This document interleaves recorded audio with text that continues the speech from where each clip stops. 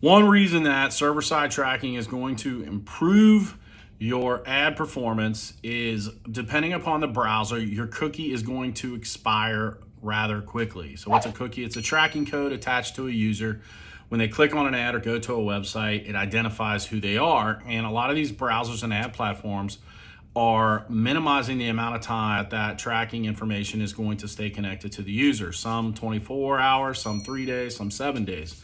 And so if someone clicks on an ad and the cookie expires within 24 hours and they come back a day or two later, they are going to not have they're going to have a completely different user experience, just like it's their first time coming to the website. And so utilizing server-side tracking maintains that data for a much longer period of time, attaches it to the user, and tells the ad platform, hey, this person's already looked at this product or service and they had intention, let's make them buy it. And by doing that, you're going to improve your conversion rate, you're going to optimize that conversion rate, and you're going to spend less for more leads.